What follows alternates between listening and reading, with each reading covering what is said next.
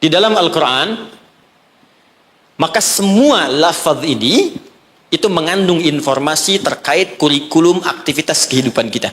Ini yang kamu kerjakan, ini yang kamu tinggalkan. Kalau profesimu ini, begini caranya. Ini tantangannya, ini solusinya. Tapi tetap poinnya, kata insan akan diikat dengan tugas kita mengerjakan amal soleh. Diberi waktu 24 jam, bagaimana caranya dari bangun tidur sampai tidur lagi, setiap momentumnya menjadi amal soleh. Waktu, momentum yang diberikan untuk beraktivitas dalam bahasa Arab disebut dengan asr namanya. Asrun. Jadi ada waktun, ada asrun, itu beda. Kalau waktun itu masih umum. Waktu. Tapi kalau asrun sudah jadi momentum. Waktu yang diberikan untuk diisi beraktivitas. Sekarang temukan kata asrun, temukan kata insan, temukan kata amal soleh dalam Al-Quran. Ternyata digabungkan dalam satu surah 103. Wal asr. Demi waktu yang aku berikan pada setiap manusia untuk diisi dan beraktivitas di dalamnya. Sekarang perhatikan. Innal insan. Sungguh, perhatikan cara menerjemahkannya. Setiap manusia yang beraktivitas untuk mengisi waktu ini lafi khusr, berpotensi ada yang mengalami kerugian. Kata Allah, aku berikan modal 24 jam, Anda diberikan modal 24 juta dolar untuk beraktivitas, cari minyak nih, cari ini. Tapi ketika Anda diberikan modalnya nggak balik. Ada yang balik cuma 1 juta, ada yang balik 2 juta, ada yang rugi sama sekali, ada yang harus bayar denda, ada yang macam-macam. Nah, sekarang Allah kasih modal kita 24 jam, gunakan beraktivitas, kata Allah insan. Cuma sayang, aku berikan 24 jam, ada yang rugi. Kecuali orang-orang yang keluar dari kerugian itu, dialah orang yang aktivitasnya mengikuti hal yang telah aku tunjukkan ini. Illalladzina amanu, kecuali semua orang yang, alladzina disebutkan 1080 kali dalam Al-Quran. Mencakup laki-laki, perempuan, tua, muda, kecil, besar, tanpa batas. Artinya kata Allah, semua manusia tanpa kecuali akan keluar dari frame kerugian ini jika dia mengerjakan hal berikut. Illalladzina amanu wa amilus salihat.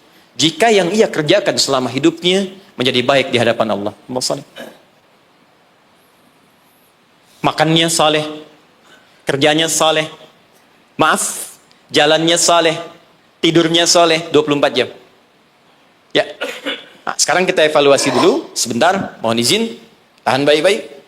Saya pernah terangkan pada Anda, karena kita perlu mengumpulkan amal soleh, makanya dari ujung kepala sampai ujung kaki, semua lengkap petunjuk di Al-Quran. Apa yang harus dikerjakan oleh mata, telinga, lisan, sampai ke ujung kaki. Sekarang, kita ambil usia rata-rata kita saat ini. Kita ukur dulu sebentar, sebelum kita kenal apa yang menjadi keutamaan bulan Rajab. Ukur sebentar, saya tanya, rata-rata usia berapa nih? 40 boleh ya, ke atas. Dari 40 ini, ada penelitian kecil-kecilan menunjukkan aktivitas manusia itu setengahnya, walaupun tidak semuanya, pada umumnya setengah dari usia manusia itu digunakan untuk tidur. Jadi, kalau ada orang 40 tahun, umumnya setengahnya dipakai tidur. Dari bayi, tumbuh, kecil, istirahat, malamnya tidur lagi, sampai dewasa, sampai ketiduran, di kantor kadang ketiduran, di musola favorit ya untuk istirahat, sampai di bis macam-macam, ini setengah usia. Berarti setengahnya lagi itu digunakan untuk aktivitas yang produktif. Saya tanya sebentar, jadi 20 tahun ini yang sudah jadi amal soleh, jadi ibadah, kira-kira berapa tahun? Gak usah terlalu pesimis ya, kita ambil setengahnya, 10 tahun misal. 10 misalnya. Apakah setiap amal kita disebut soleh oleh Allah? Bukankah Nabi tadi berdoa, ya Allah tolong terima amalku. Jadi selevel Nabi saja ketika berdoa minta diterima amalnya. Nabi Ibrahim, Nabi Ismail tadi di awal bangun meninggikan bangunan Ka'bah, minta diterima oleh Allah. Ya, Al-Baqarah ayat ke 127. Minta diterima oleh Allah. Ya, taqabbal minna innaka antas samiul alim. Ya Allah tolong terima. Apalagi kita yang bukan Nabi, bukan Rasul. Ketika Allah akan terima amalan kita, maka syaratnya kata Allah, ikhlas kerjakan amalnya. Quran surah 98 ayat yang kelima. Ibadah yang dikerjakan, amal soleh yang dilakukan dengan ikhlas, baru itu yang kemudian diterima. Pertanyaannya, dari 10 tahun yang jadi ibadah ini, yang ikhlas berapa tahun? Ambil setengahnya misal. Berapa? 5. Jadi usia 40 tahun, amalan produktif yang mungkin kemungkinan besar diterima oleh Allah, dapat nilai 5 tahun. Dosanya berapa tahun? Prasangka buruk di pikiran, mata yang salah lihat, telinga yang salah dengar, kaki salah melangkah. Hari ini aja, berapa dosa mata yang dikumpulkan? Siapa yang tidak punya dosa boleh angkat tangan. Saya langsung pulang. Dosa sedikit? Agak banyak? Banyak. Tuh, saking banyaknya kita nggak bisa ngangkat kan? Nah, sekarang balik. Siapa yang pengen masuk surga Firdaus? Angkat tangan. Luar biasa. Kan? Terjadi keanehan kan? Dosa, Wallahu Akbar. Amalan dikit, cita-cita banyak. Dia hukum ekonomi dipakai. Modal sedikit-dikitnya keuntungan paling banyak. Deh. Nah, sekarang kita inginkan tingkat surga yang paling tinggi, surga Firdaus bersama Rasulullah. Tapi tahu kemampuannya cuma sedikit. Betul, ini lebih daripada Arab di zaman Nabi. Ada orang Arab di hadis Muslim, nomor hadis yang ke-14, jilid yang pertama. Jadi ada orang Arab Badui datang pada Nabi begini. Dia ngerti tentang keadaan dirinya. Ya Rasulullah, alimni amalan basitan yudkhilul jannah. Ya Rasulullah, ajarkan padaku amalan ringan-ringan aja. Yang penting bisa masuk surga. Yang penting ke surga katanya. Ya. Ini cerdas nih ya, modal dikit keuntungan pengen banyak kan? Dia pokoknya surga aja, dia tahu surga yang kelas biasa pun pasti luar biasa. Ya nggak apa-apa nggak masuk Firdaus, surga Aden nggak apa-apa. Yang penting masuk surga. Ajarkan padaku dikit-dikit aja. Maka apa kata Nabi? Cukupkan kerjakan yang wajib saja. Iktafi bil faraid. Jadi fardu aja, nggak perlu sholat sunnah. Ramadan, tunggu puasa Ramadan aja, nggak perlu puasa sunnah. Tapi kamu jangan maksiat.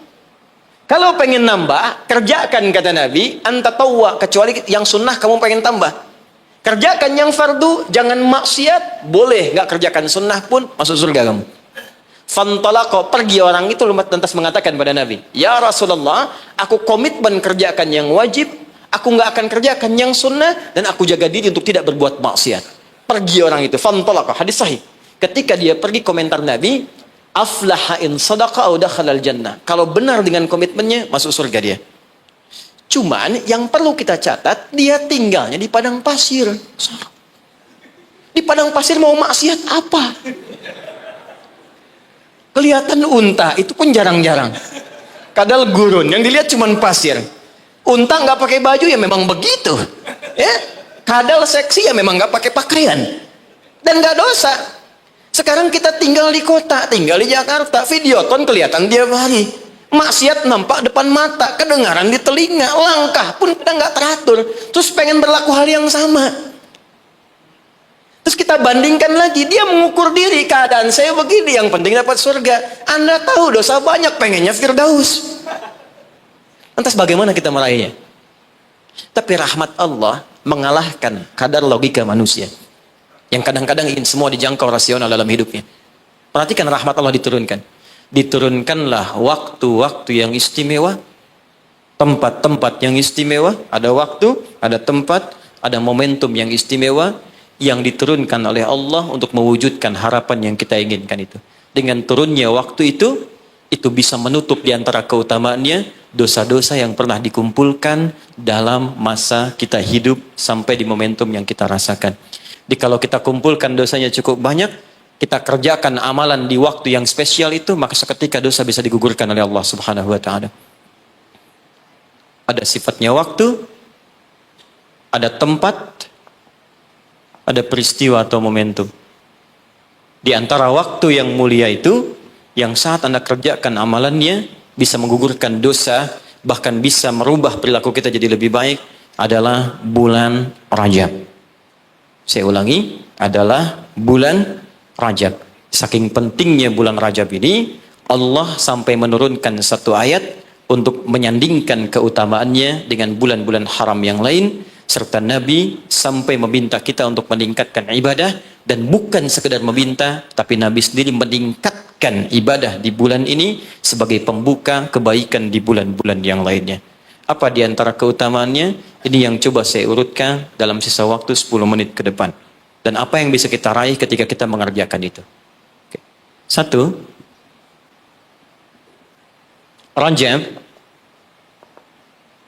adalah pembuka semua bulan kebaikan. Saya tanya sebentar. Di antara sekian bulan, 1 tahun 12 bulan itu, ada bulan yang paling baik, namanya bulan apa? Ramadan. Situ ada puasa. Setelah itu ada apa? Yang kita dapat Idul Fitri di situ?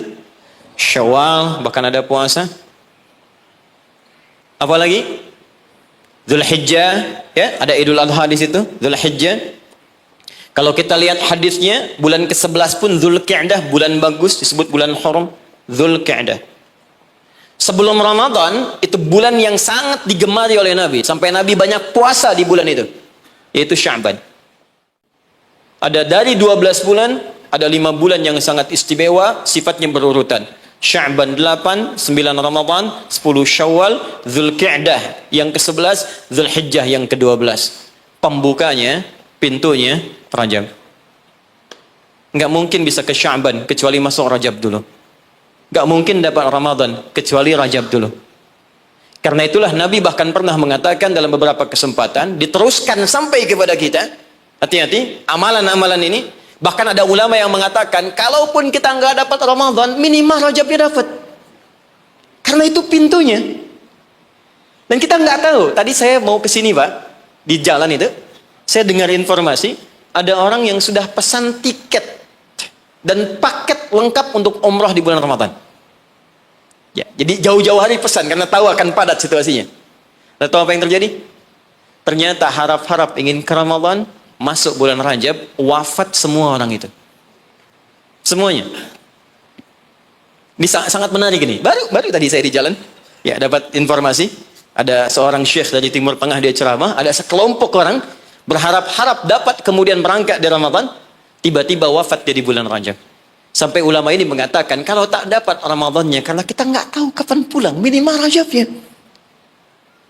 Maka apa yang kita lakukan di bulan Rajab ini, seperti Nabi pernah contohkan kepada kita. Maka mulai dengan kalimat yang pertama, turun Quran surah 9, ayat ke-36. Saking pentingnya bulan ini, ada ulama mengatakan, karena bulannya penting dan istimewa, maka setiap muslim mesti mengetahui keistimewaannya. Saya khawatir begitu bulan ini berhenti, kita kehilangan keistimewaannya. Maka keutamaan yang pertama ada di Quran surah ke-9 ayat ke-36. Inna iddatasy syuhuri 'indallahi 12 syahran fi kitabillah. Kata Allah, jumlah bilangan bulan setahun ada 12. Yauma khalaqas samawati wal ardh. Sejak diciptakan langit dan bumi aku telah tetapkan setahun 12 bulan. Minha arba'atun hurum. Dari 12 itu ada 4 yang spesial. Disebut bulan hurum. Ingat teman-teman, ada haram, ada muharram, ada al-muharram, ada muhrim, ada mahram, ada hurum. Itu beda. Haram, hukum. Larangan mengerjakan sesuatu. Apa hukumnya mabuk? Haram. Ingat, apa hukumnya mencuri? Haram. Hukumnya korupsi? Haram. Karena itu orang beriman gak mungkin korupsi. Awas, hati-hati. Awas, pegawai Pertamina yang beriman gak mungkin mencuri. Gak mungkin nyogok. Gak mungkin korupsi. Hati-hati, haram. Perbuatannya disebut muharram. Mabuk itu muharram. Hukumnya haram. Jelas? Kalau kita ingin meninggalkan yang dilarang itu, yang haram-haram, tambahkan hamzah di depannya, harakatnya menggunakan ahrama. Sifatnya disebut ihram.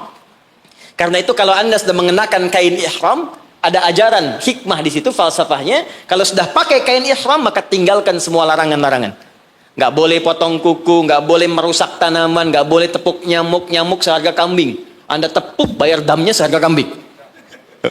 Ihram. Itu latihan. Maksudnya pulang umroh, pulang haji, sudah terbiasa meninggalkan yang haram.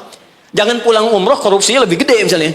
Ya. Jangan kurang umroh, dosanya lebih banyak. Ya, seperti masuk pom bensin, masuk Pertamina. Dimulai dari 0 ya. Nah, 0, kosong lagi. Hilangkan. 1, 2, 3, kosong.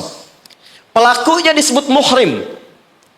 Kalau dia punya kakak, punya adik yang tidak diperkenankan menikah di antara keduanya, maka disebut mahram namanya. Kalau Anda kumpulkan semua itu, latihan meninggalkan yang haram, terbiasa mengerjakan yang halal, menjauhi yang dilarang, maka disatukan menjadi jamak, bentuknya disebut hurum namanya. Ada 4 bulan disebut bulan hurum, 3 berurutan kata Nabi, 1 terpisah. Yang 3 itu Dzulqa'dah 11, Dzulhijjah 12, Al-Muharram bulan pertama, yang keempat namanya Rajab. Dan kita sekarang ada di bulan ini. Amalan pertama, apa yang harus kita kerjakan di bulan ini? Teruskan ayatnya. Dzalikad dinul qayyim fala tadhlimu fihinna anfusakum. Orang yang agamanya benar, yang Islamnya baik kata Allah, maka dia akan memanfaatkan Rajab dengan mengerjakan amalan yang pertama. Apa itu? Fala tadhlimu fihinna anfusakum. Mulai banyak evaluasi diri supaya tidak berbuat zalim, minimal berlatih di bulan ini. Amalan pertama, introspeksi diri. Maaf Pak Ibu, saya tidak bermaksud mengajari, hanya menerangkan apa yang dimaksud oleh Al-Quran. Zalim, fala tazlimu, jangan zalim. Zalim itu menempatkan sesuatu bukan pada tempatnya. Ada gelas, ada gayung. Gelas untuk nampung air minum, gayung nampung air mandi. Anda minum pakai gayung, mandi pakai gelas. Zalim namanya. Nah sekarang, anfus jamak dari nafas tubuh kita. Ya ini anfus itu jamak dari nafas nih kita, dari ujung kepala sampai ujung kaki. Setiap tubuh ini sudah diterangkan oleh Allah fungsinya. Misal, mata fungsinya melihat yang baik. Quran surah ke-24 ayat 30. 31 untuk perempuan. Lisan untuk bicara yang baik-baik. Quran surah 49 ayat 11 sampai 12. Sampai kaki, sampai ke ujung kaki, melangkah pada yang baik. Quran surah misal ke-25 ayat 69. Ya, baik, semuanya sudah diatur dari ujung kepala sampai ujung kaki. Kalau Anda gunakan setiap anggota tubuh di luar hal yang Allah telah tetapkan, berarti zalim sifatnya. Contoh, mata tadi melihat yang baik-baik. Sekarang mata dipakai melihat yang tidak baik. Berarti mata berbuat zalim dalam kehidupan. Saya tanya sampai dengan siang hari ini, berapa kali mata digunakan untuk melihat yang tak baik? Mungkin dari mata ini ada dorongan untuk berbuat yang tak baik. Itu sebabnya yang menjadikan keluar dari masjid kadang-kadang ada sepatu hilang, sendal hilang. Apa yang pertama melihat? Mata terdorong kemudian kepada nafsu. Baik, sampai ke ujung kaki, berapa kali berbuat yang keliru. Itu mungkin yang menghambat kesuksesan yang dikerjakan saat ini. Karena lisan dengan teman jadi nggak akrab. Karena pendengaran yang keliru muncul fitnah. Karena melangkah pada yang tidak benar muncul hal yang menjadikan perselisihan. Berapa banyak yang kita harus evaluasi. Maka yang pertama, ini masih ada waktu? Masih, sampai jam berapa ini? Ini Pak Nanang kalau rakyatnya sudah begini, nggak ada pilihan nih. Baik, tahan baik-baik. Ini terakhir bagiannya.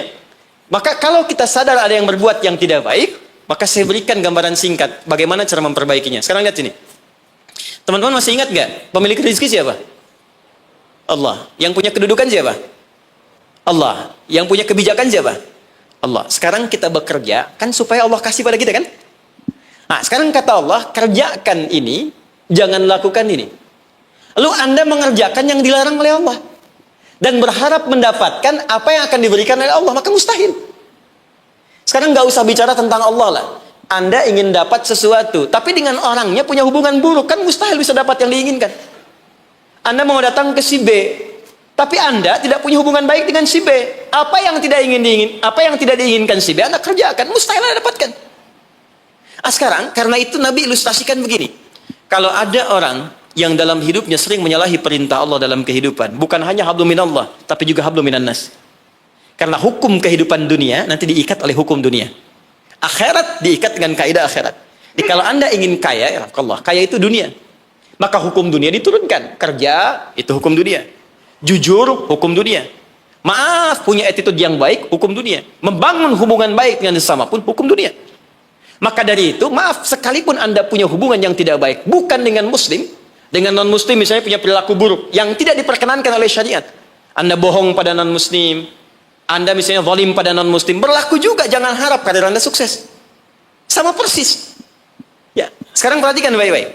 Kalau ada orang berbuat maksiat kepada Allah, melanggar 2 ketentuan tadi, maka kata Nabi, naqtas sauda, diberikanlah kemudian di atas katup hatinya noda-noda hitam. Kalau sudah menutup begini, banyak maksiatnya, banyak salahnya, banyak kurangnya, bukan hanya pada Allah tapi juga hubungan dengan manusia, maka anna yustajabu lidzalik. Bukan Allah nggak mau kabulkan doanya, tapi mental setiap diminta. Perhatikan. Nabi pernah mengisahkan seorang thumma dzakara rajula yutilus safara asy'atha aghbara. Ada orang datang berkelana pengen berdoa kepada Allah menempuh perjalanan panjang. Doa yang dikerjakan saat perjalanan panjang cepat dikabulkan 2 kali lipat dari yang biasa. Kemudian menyebut nama Allah al-asmaul husna. Doa yang dibuka dengan al-asmaul husna cepat dikabulkan. Yang ketiga dia mengangkat tangan. Doa yang dilakukan dengan mengangkat tangan cepat dikabulkan dibandingkan dengan yang diam. 3 amalan dia kerjakan 6 kali seharusnya lebih cepat dikabulkan. Tapi apa komentar Nabi pada saat itu? Anna yustajabu lidzalik. Bagaimana doanya bisa dikabulkan? Jadi begitu dia minta dengan keadaan itu, mental lagi. Apa penyebabnya? Maaf. Mat'amu haram. Karena dia cari kerja dengan cara yang haram.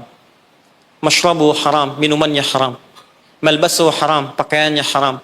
Wa ghudhiya biharamin, dan perilakunya haram.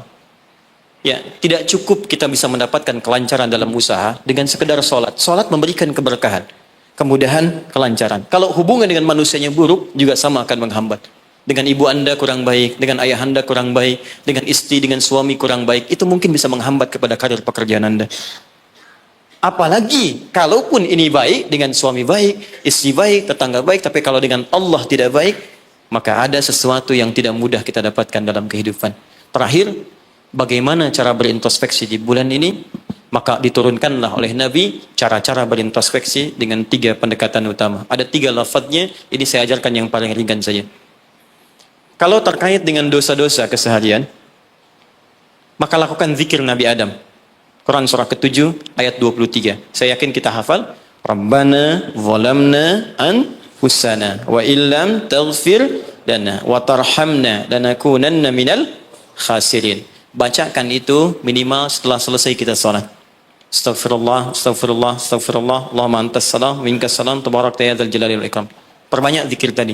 Rabbana zalamna anfusana wa illam taghfir lana wa tarhamna lanakunanna minal khasirin. Tapi mohon sekali, ketika Anda bacakan zikir ini, jangan sekedar diucapkan di lisan. Bayangkan Anda punya persoalan apa dalam kehidupan. Ketika Anda bacakan, mata Anda zalim, rasakan kezaliman itu. Ketika dengan orang tua tak bagus, bayangkan perbuatan buruk yang sedang Anda kerjakan. Begitu Anda bacakan, air mata Anda menetes, seketika ampunan Allah akan diturunkan kepada kita. Dan gugur perbuatan buruk yang pernah kita lakukan.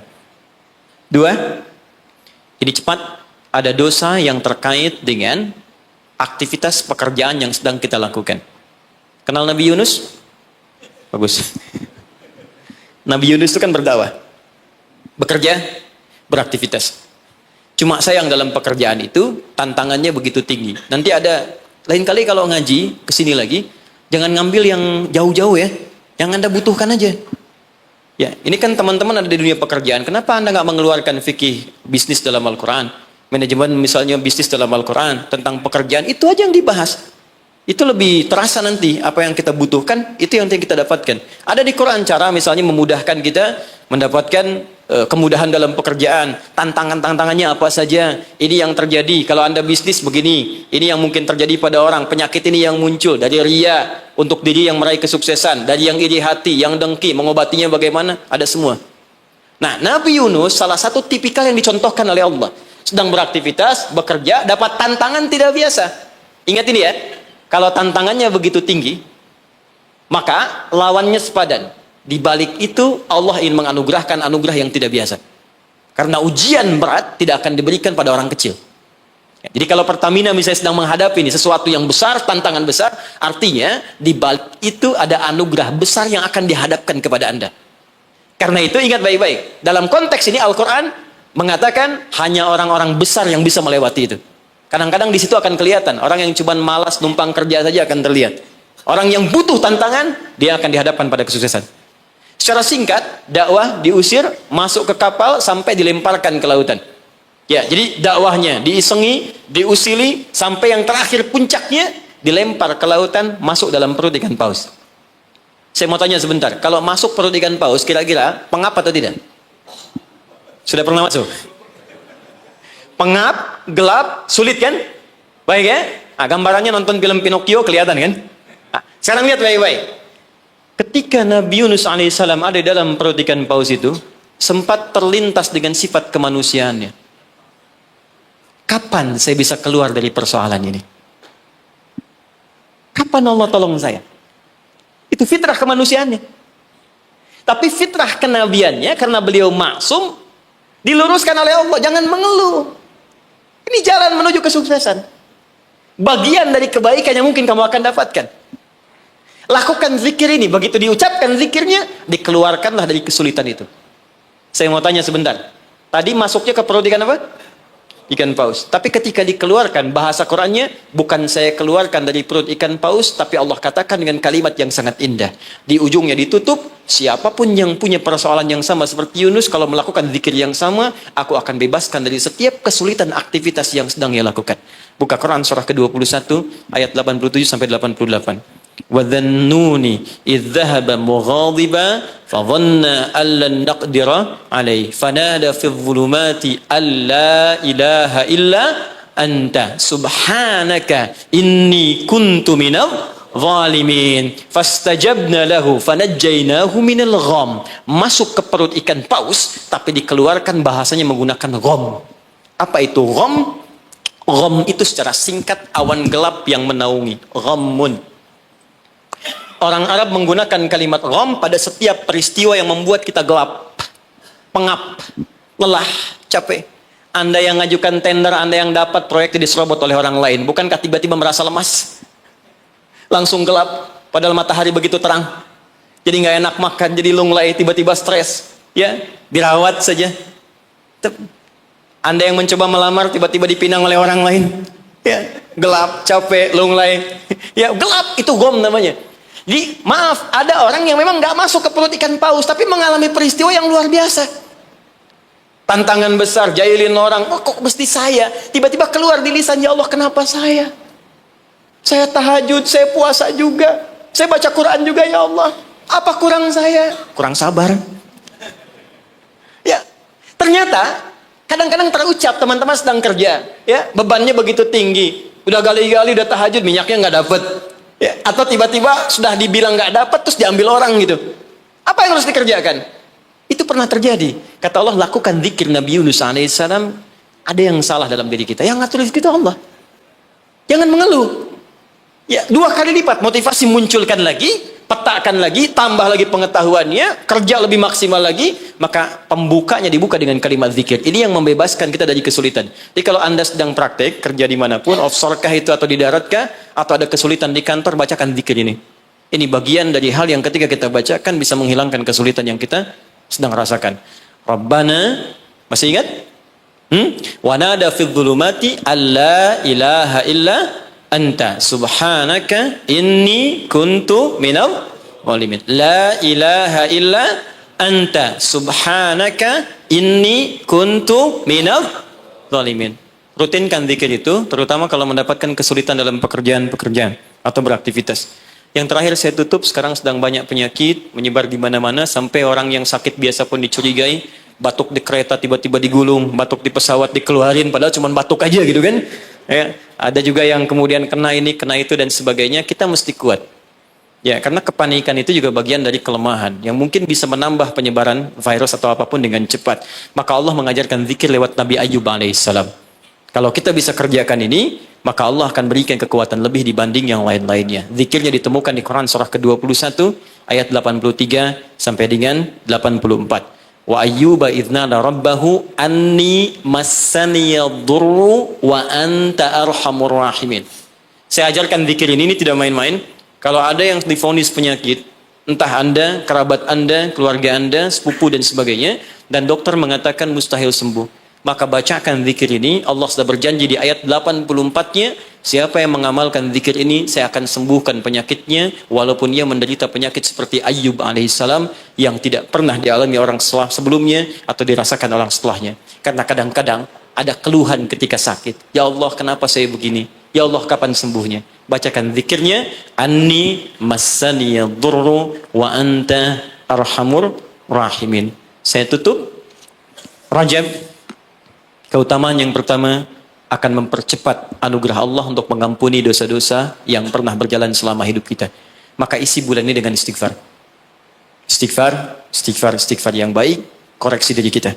Sehingga saat masuk bulan Ramadan, kita sudah dalam keadaan yang optimal untuk bisa mendapatkan semua kenikmatannya. Maka mohon izin, maaf, pulang dari sini, coba cek dulu Pak ya.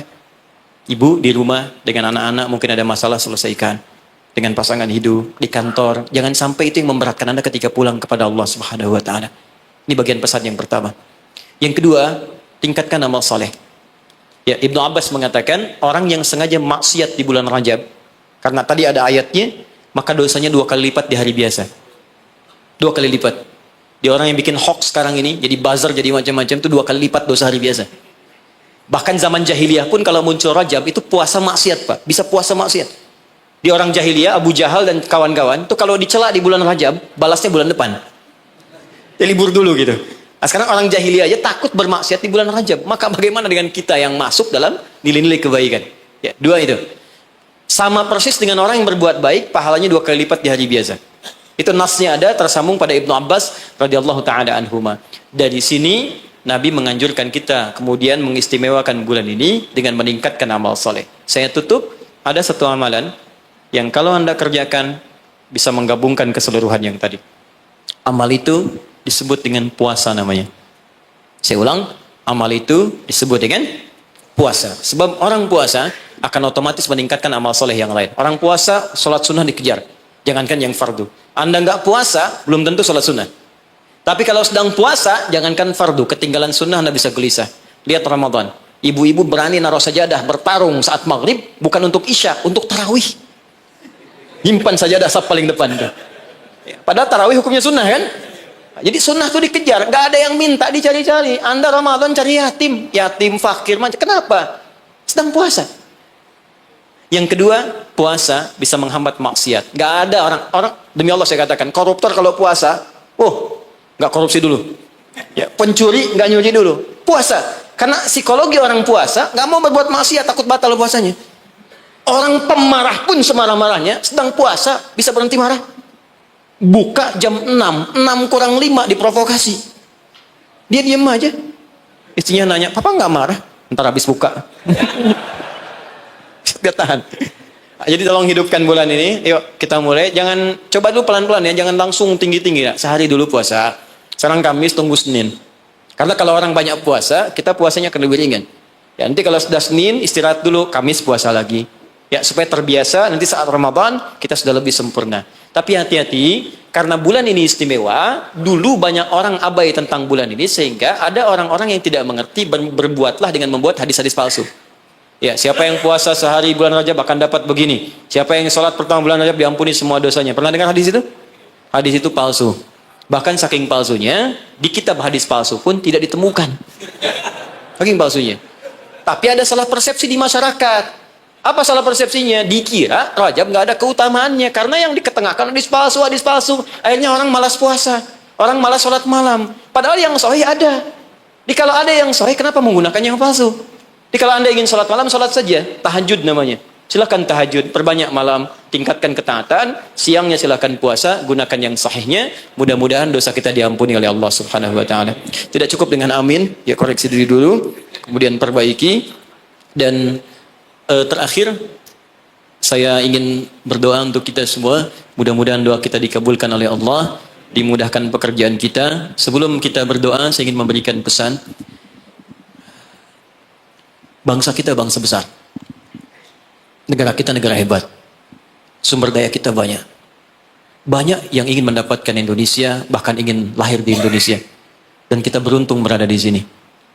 Maka saya ingin mengajak kepada teman-teman semuanya, ayo makmurkan negeri kita. Cintai negara kita, cintai bangsa kita. Saya pun selalu mengatakan keluar dimanapun saya pergi, dunia-dunia yang saya kunjungi, saya katakan, saya sangat mencintai negara saya. Bangsa saya, dan saya ajak teman-teman di luar untuk kembali bangun bangsa kita. Dan sekarang yang dibutuhkan oleh bangsa kita adalah orang-orang baik.